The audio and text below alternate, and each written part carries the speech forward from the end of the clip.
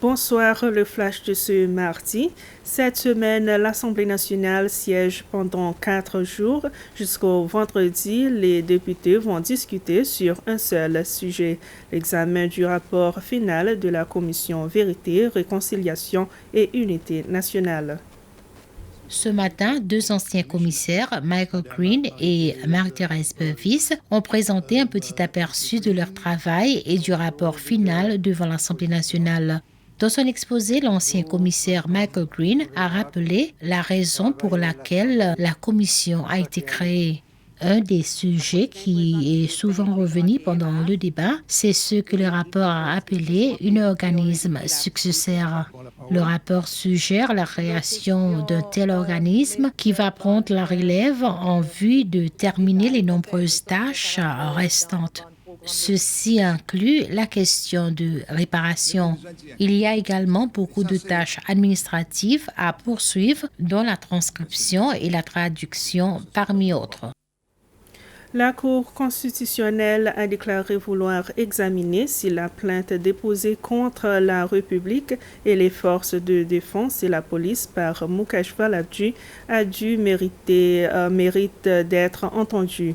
Ceci en relation avec les abus que, selon Mukesh, a subis depuis son arrestation. Cependant, la Cour suprême continue avec l'affaire des armes et prévention du terrorisme contre les 5 accusés.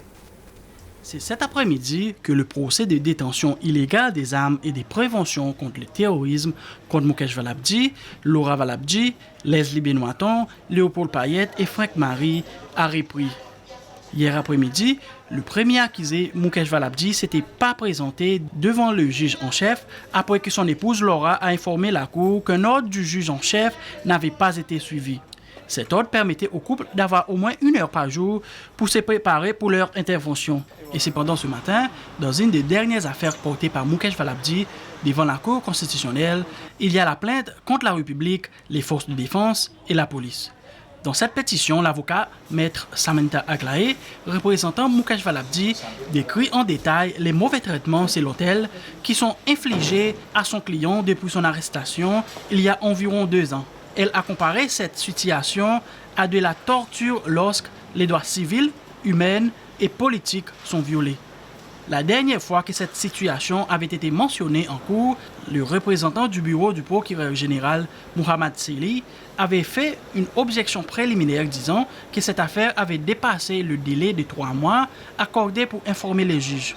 Maître Aglaé a également attiré l'attention des juges sur le fait que le bureau du procureur ne devrait pas représenter tous les 3 accusés dans cette affaire, et en même temps être du côté de la Cour.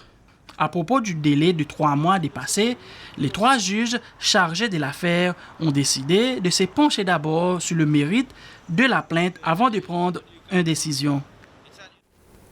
Avec de plus en plus de jeunes impliqués dans de graves actes répréhensibles, les services pénitentiaires des Seychelles préparent une prison pour jeunes délinquants à Praslin dans l'éventualité de réceptionner l'un de 20 cas ou plus en cours de jugement. 80% des travaux commencés plus tôt en mars sont achevés, hormis quelques travaux mineurs de sécurité et d'installation qui restent à faire. Le commissaire des services pénitentiaires, Raymond Saint-Onge, a déclaré que son personnel et celui du ministère de l'Éducation ainsi que celui des Affaires sociales devraient commencer à emménager au plus tard ce mois et que l'établissement devrait être opérationnel le mois prochain. Et voilà, c'est la fin de ce flash. Merci de votre attention.